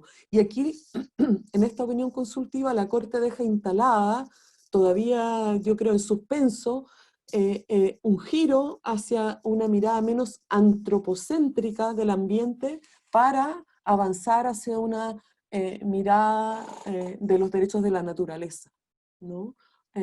Y no solamente centrada en la idea del ser humano y en la protección que el medio ambiente implica para la vida humana, sino también como la naturaleza como posible titular de derechos. Y esto ya lo aparece en la propia convención. Bueno, decía yo que cita entre otros, por ejemplo, este protocolo adicional, el protocolo de San Salvador, que fue ratificado por Argentina, no así por Chile. Voy a avanzar rápidamente, y quería resaltar también, bueno, los otros elementos que contienen, o que extrae del artículo 26, el derecho al agua. Y esto también es interesante, no solo para este caso, sino por las consecuencias que ello pueda tener para la región. Y dice, el derecho al agua se encuentra protegido por el artículo 26 de la Convención Americana, y esto se desprende de nuevo de las normas de la Carta de la OEA. En tanto las mismas permiten derivar derechos de los que a su vez se desprende el derecho al agua, y lo reconoce también como un derecho autónomo, no como un derecho asociado al medio ambiente sano, sino como un derecho autónomo que, como les decía, construye a partir de la Constitución Nacional y también a partir de la Constitución de Salta. junto con las fuentes internacionales, y agrega elementos sobre cómo se debe entender este derecho al agua a partir de lo que ha señalado el Comité DESC de Naciones Unidas, y resalta la idea de la importancia de la disponibilidad, de la calidad y de la accesibilidad al agua y a las instalaciones y servicios de agua que deben ser accesibles para todos sin discriminación alguna dentro de la jurisdicción del Estado parte. Incluye también esta idea de un derecho a participar en la vida cultural, que también extrae de este artículo 26 y habla de la diversidad cultural. Aquí yo creo que es muy desafiante crear más conocimientos sobre los pueblos indígenas, sobre sus miradas, sus comprensiones de la naturaleza, del medio ambiente, del bienestar. Hay un desafío aquí para poder, un poco como decía Morita, hay que completar, hay que aportar desde la antropología y desde otras ciencias hacia la comprensión de esas dimensiones menos occidentales, las de los pueblos indígenas, sobre su relación con la naturaleza. Y quería solamente agregar tres cosas que preocupan a la Corte Interamericana, y estas también son muy interesantes. La Corte Interamericana incluye algunas referencias al ganado, a la tala ilegal y a los alambrados, que están hoy día en los territorios que deben ser, digamos, restituidos a los pueblos indígenas, en este caso de la sentencia. Y llama la atención precisamente sobre el ganado y sobre los efectos que tiene el ganado sobre los territorios y la pérdida de sus biodiversidades, ¿no? Las pérdidas de elementos que configuran a su vez elementos centrales para la vida de los pueblos indígenas.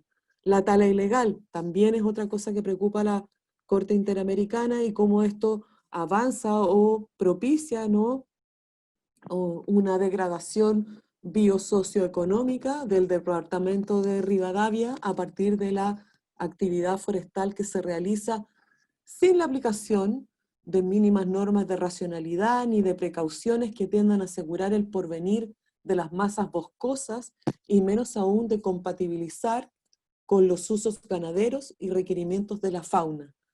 La vasta legislación ambiental vigente, dice la Corte Interamericana, no tiene ningún efecto positivo.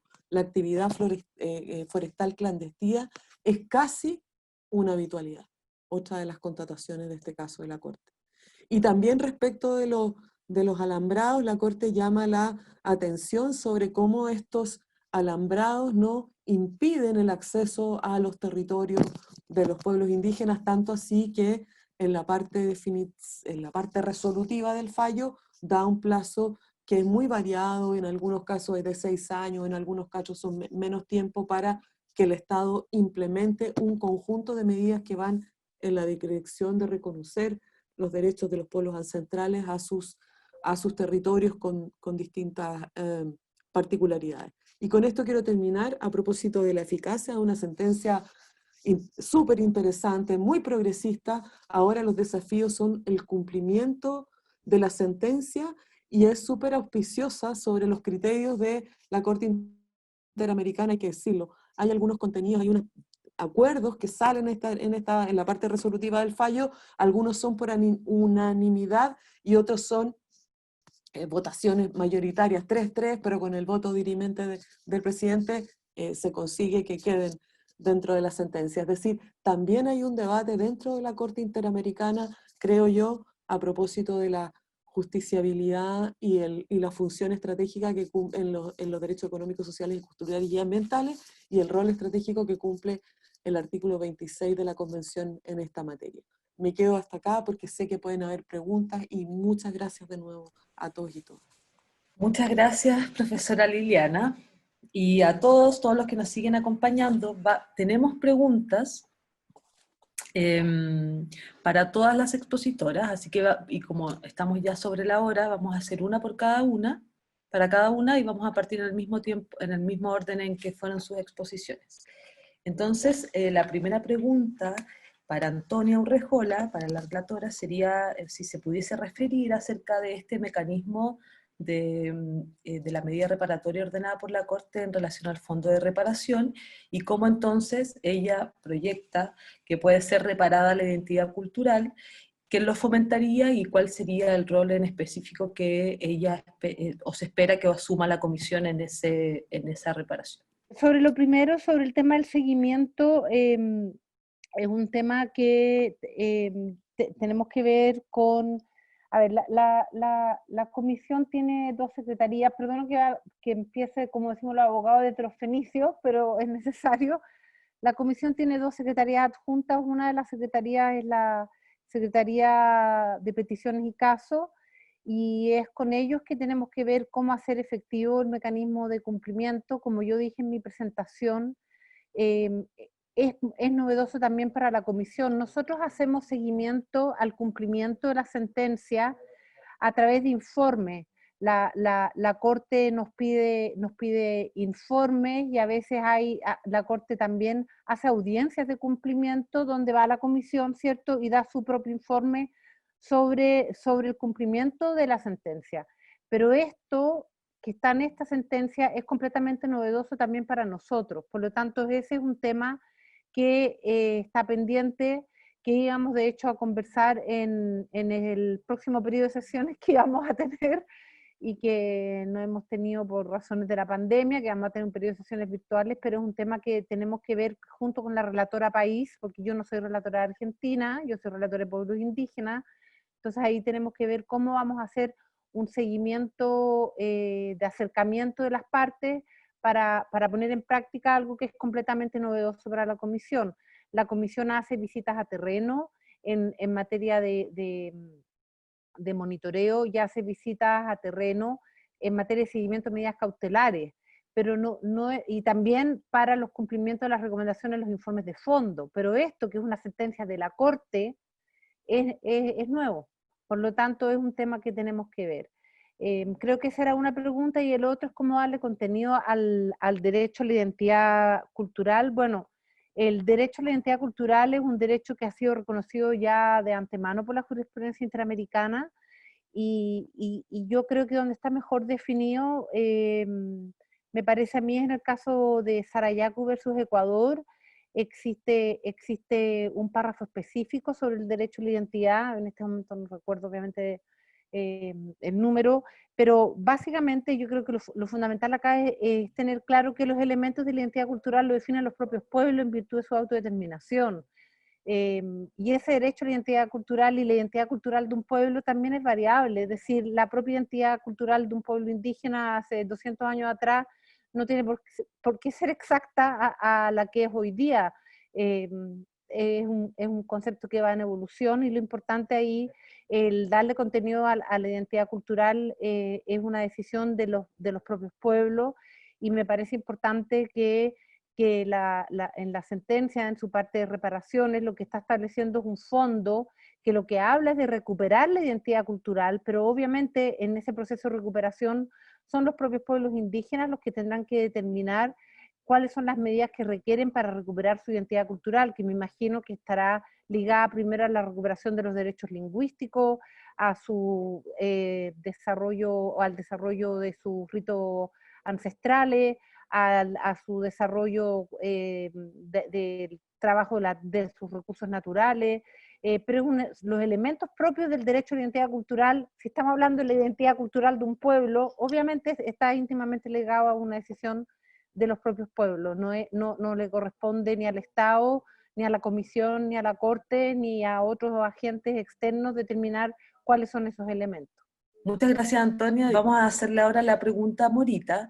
La pregunta dice así, la pregunta es si es que hay alguna medida de reparación ordenada específicamente respecto del derecho a un ambiente sano, en este caso, para Morita Carrasco. Yo no conozco medidas de reparación, es decir, para mí es un tema completamente ajeno. Yo no podría opinar sobre derecho, digo, no. Yo creo que podrías abordar, porque la pregunta fue en esos términos y dirigida a ti, pero Sí. creo que sería interesante si pudieses abordar entonces la dimensión del derecho al medio ambiente, como es recogido en este caso, en relación a lo que tú has hablado ya sobre la eficacia justamente del derecho y la eficacia de la sentencia de la Corte. Bueno, sobre el tema del ambiente sano hay mucho para revisar. No sé si se sabe, si se conoce, pero en el año 1992 esa misma zona soportó una epidemia de cólera. Esa epidemia de cólera puso en conocimiento del mundo, porque incluso se hicieron informes a instituciones y organismos internacionales y a todo el Estado y toda la ciudadanía en Argentina, en donde realmente se mostraba que no había acceso al agua, que no se podía conseguir los recursos naturales. Allí se comenzó una política, digamos, de asistencia. Se propusieron la realización de una serie de pozos de agua, creo que eran 40 en ese momento, y bueno, eso no avanzó. Por otro lado, la política de asistencia, que también tiene que ver con el tema no solamente del ambiente, pero sí de la alimentación, se distribuyeron bolsas de comida, pero comida que no era comida que pudiera nutrir a los indígenas, era comida disecada, entonces había que pasarla por agua, qué sé yo, no sé, una serie de medidas que a mí me parecería que si se puede controlar efectivamente el acceso que tienen las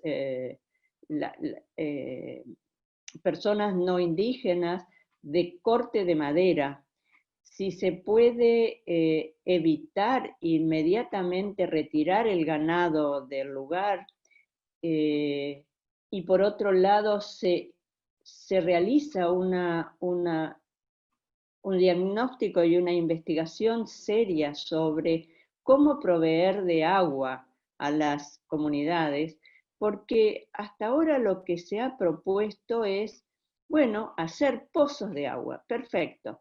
En esa zona, para obtener agua potable se requiere una profundidad de a veces hasta 200 metros, porque si se hace a 30 o 50 metros de profundidad se obtiene agua salada, con lo cual ese no es una forma. Entonces, medidas de reparación para el ambiente, yo creo que tendrían que ver con que se pare la deforestación, con que se paren los desmontes, con que se controle el robo de madera y que se retire el ganado. Luego estaría entonces la provisión de sistemas de agua potable que sean serios, rigurosos, bien realizados, no como se ha hecho hasta el momento. La siguiente es para la profesora Nancy, que preguntan si es que podría abordar más respecto a la autonomía del derecho medioambiental en Chile, ya que encontraron que fue muy valioso lo que comentaba respecto a eso. Estoy recurriendo a mi ayuda de memoria precisamente para no repetir lo que aquí ya se ha señalado. Gracias por la pregunta porque nos permite complementar esto que me parece que es fundamental. Y uno efectivamente hacer el énfasis en que considerar que el derecho al medio ambiente es un derecho en sí mismo, no un derecho derivado de otros derechos, sino que es un derecho de sí mismo que emana de la obligación que contraen los estados a la luz de la Carta de la Organización de Estados Americanos. Y eso es interesante porque en definitiva, como bien decía Liliana, el artículo 26 es un artículo súper de la Convención, es un artículo muy, muy general, pero no obstante ello, se remite precisamente a las obligaciones que los estados han contraído en función de la Carta de la OEA, ¿no? Lo otro que es relevante es dar cuenta como derecho autónomo qué obligaciones impone al Estado. Y aquí se hizo un esfuerzo por definir esas obligaciones, y entonces el fallo establece que tiene la obligación de garantía, de modo tal que prevenga la vulneración que terceros pudieran generar sobre el medio ambiente. Lo que aquí está establecido entonces es una obligación de prevenir daños ambientales. Y lo más interesante es que se dice que la obligación de prevenir daños ambientales forma parte del derecho consuetudinario internacional, disponiendo que los estándares exigibles al Estado para garantizar esta obligación de prevención son los siguientes. 1. Regular. 2. Supervisar y fiscalizar. 3. Requerir y aprobar estudios de impacto ambiental. Y ahí a mí me parece que es fundamental porque nos lleva además a revisar si nuestro país está a la altura de estas obligaciones, ¿no? Si efectivamente se está salvaguardando por medio del sistema de evaluación de impacto ambiental esta obligación de prevención. Y si la declaración de impacto ambiental alcanza el estándar que la Corte está imponiendo a los estados para el cumplimiento de esta obligación, que se traduce en la realización de estudios que permiten identificar potenciales riesgos al ambiente en forma preventiva y no simples declaraciones de no generar daños potenciales como ocurre con las declaraciones de impacto ambiental. Evidentemente en el caso nuestro la situación es mucho más compleja, porque además de debilitar los instrumentos de gestión medioambiental, toda vez que la declaración de impacto ambiental no alcanza el estándar de prevención por la falta de rigurosidad del instrumento, evidentemente eso impacta de manera más grave a las comunidades indígenas, en particular porque los priva de la obligación de consulta de acuerdo con la legislación chilena, no obstante que eso no se condice con los estándares interamericanos. Cuarto, lo obliga a establecer planes de contingencia y a mitigar en caso de ocurrencia de daño ambiental. También le impone una obligación de debida diligencia que implica hacerse cargo de las circunstancias que las problemáticas medioambientales pudieran generar respecto a los pueblos indígenas, estableciendo planes de contingencia pertinentes culturalmente respecto de los pueblos y grupos que se encuentran en condiciones de vulnerabilidad y que dependen para su autonomía y supervivencia la integridad de sus recursos ambientales. Aquí me parece que es interesante precisamente por lo que señalaban y señalaba Morita en la respuesta anterior, ¿no?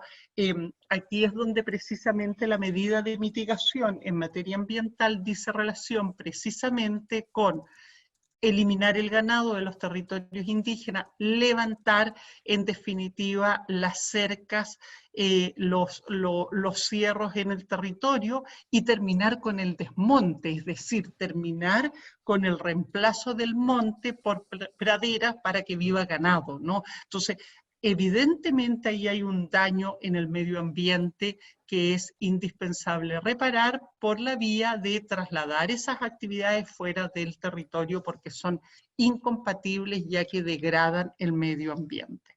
Muchas gracias, profesora. Entonces ahora vamos a pasar con una última pregunta para la profesora Liliana. Vamos a seguir en este tema sobre medio ambiente y la pregunta es si es que considera que el criterio de vivir en un medio ambiente sano es asimilable a vivir en un medio ambiente libre de contaminación, y si es que el derecho a la consulta previa es asimilable más al derecho a la defensa o al derecho de acceso a justicia.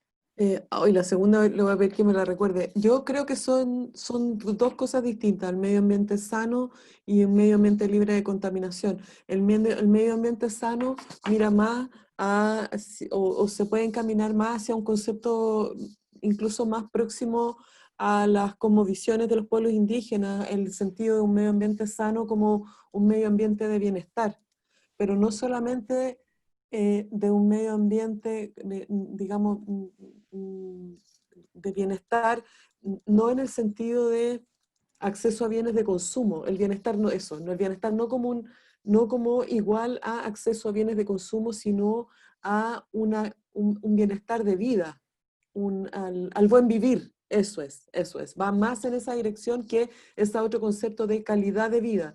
Y el medio ambiente libre de contaminación, la verdad es que es bastante pobre en ese sentido, porque no implica deberes de conservación ni de preservación necesariamente de la naturaleza, ni hay una valoración detrás de esa afirmación de una valoración en general de la naturaleza, no hay una mirada de interconectividad entre el medio ambiente, la vida, ¿no? Y eso que podríamos esperar como un buen vivir. Es decir, si pudiéramos poner en una escala, el derecho a un medio ambiente sano tiene otros condicionantes que complejizan la idea del medio ambiente, mientras que libre de contaminación es como lo define la 19.300, que ciertos umbrales de contaminación no afecten el derecho a la vida, a la salud de las personas. Así que eso es respecto a la primera pregunta. Y respecto a la segunda, Valentina, ¿cuál era? ¿Cómo era? La segunda es si es que el derecho a consulta previa es asimilable más al derecho a la defensa o al derecho de acceso a la justicia. Yo creo que está más vinculado con el derecho o sea, más asociado a los derechos procedimentales, pero aquí hay una identidad cultural de los pueblos indígenas que hace de la consulta una condición distinta o que preserva intereses distintos, ¿no? Diría que no es, o sea, es difícil catalogarlo en uno u otro, pero si yo pudiera catalogarlo, lo catalogaría más en el sentido de un derecho procedimental que va asociado también a la reivindicación de una forma, de una cosmovisión. La consulta no es solamente para que los pueblos indígenas se pronuncien en sentido de A o B, sino para que también ellos valoren hasta dónde una cierta actividad puede afectar una forma de vida, que es algo, creo yo, más complejo que un derecho simplemente de participación. Muchas gracias, Valentina, por las preguntas y a todos y todas. Muchas gracias. Solo por la pertinencia y porque parece ser muy interesante, vamos a hacer una pregunta que va a ser la última para la profesora Nancy Yáñez, y la pregunta es si es que ve que los criterios asumidos por la Corte IDH, en el caso en comento, podrían ser aplicados a casos chilenos, como el del territorio de los huascoaltinos o de las comunidades huiliches de San Juan de la Costa, que si bien sus tierras no han sido reconocidas por títulos legales, el uso tradicional es incuestionable. Sí, bueno, muchísimas gracias. La verdad que creo que evidentemente es una pregunta de utilidad, sobre todo para las lideresas y líderes indígenas que están presentes en esta sesión. Ya lo señalaba la relatora en su presentación, dando cuenta en términos generales, ¿no?, de cómo se ha ido consolidando una jurisprudencia interamericana en la materia, ¿no? La jurisprudencia interamericana ha sido consistente en reconocer el derecho a propiedad ancestral indígena fundado en el uso inmemorial de estos espacios territoriales y ha establecido estándares precisos en materia de delimitación y demarcación y saneamiento.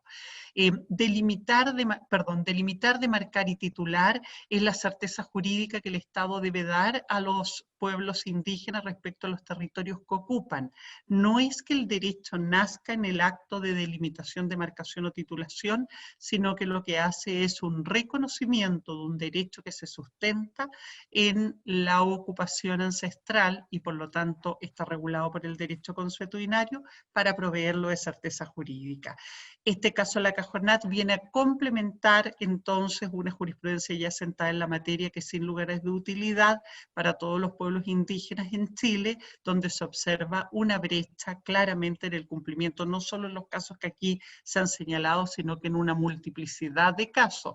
Aquí está presente líderes de la comunidad de San Pedro de Atacama, la comunidad Chusmi-Sumagama, hay líderes mapuches, etcétera, que también tienen demandas territoriales pendientes de delimitación, demarcación y titulación. Lo del saneamiento es muy importante porque el saneamiento normalmente lo que tiene que ver con la obligación obligación de saneamiento es precisamente cómo el Estado, en función de dicha certeza jurídica, asegura que el goce de los derechos de los pueblos indígenas sobre su territorio no se ve afectado por los derechos que terceros pretenden sobre el mismo, ya sean ocupaciones por parte de otros grupos u otros colectivos campesinos u otros grupos vulnerables, o por entidades corporativas, empresas, o por el mismo Estado, ¿no? Entonces, la obligación de saneamiento es asegurar que precisamente estos, los derechos de los pueblos indígenas estén libres de la intervención de terceros. Y para el efecto, cuando hay colisión de derechos con grupos vulnerables, se establece en esta sentencia el reasentamiento de estos grupos vulnerables y no el reasentamiento indígena. Entonces, lo que queda claro desde Aguas Tigni hasta la fecha, los casos de Paraguay en particular, es que efectivamente la Corte garantiza en forma prioritaria el derecho de los pueblos indígenas sobre su territorio y mecanismos alternativos de compensación o de reasentamiento respecto de terceros de buena fe que pretendan derechos sobre el territorio. Muchas gracias, profesora Nancy. También le aprovecho, bueno, ya estamos cerrando, aprovecho para contarles que la próxima semana también tenemos la segunda sesión del foro, para lo que les pedimos estar atentos a las redes sociales, y también pedirle a la profesora Nancy si puede hacer un cierre como directora del centro, ya que esta es una iniciativa de esa unidad académica. Muchas gracias a todos, yo me despido con esto. Bueno, muchísimas gracias. Bueno, agradecer a todas y todos por haberse sumado a esta iniciativa. La verdad que tuvimos una participación muy importante y muy diversa. Queremos agradecerles a todos ustedes por este tiempo, agradecer especialmente a las panelistas por la instancia de reflexión, que creo que fue particularmente ilustrativa para todos nosotros, tener la perspectiva de la Comisión Interamericana, tener la perspectiva antropológica, tener el expertise de la profesora Galdame, pero yo quisiera además aprovechar esta instancia para agradecer al cuerpo de ayudantes del Centro de Derechos Humanos. Esta es una iniciativa que involucra no solo a los investigadores del centro, sino que también al grupo de ayudantes que forman parte de nuestro cuerpo, de nuestro equipo de trabajo. Nosotros contamos con 20 ayudantes de la facultad, estudiantes de pregrado y egresados que nos colaboran en nuestra iniciativa y que están tomando, en definitiva, y que en estos coloquios están tomando un rol particularmente relevante,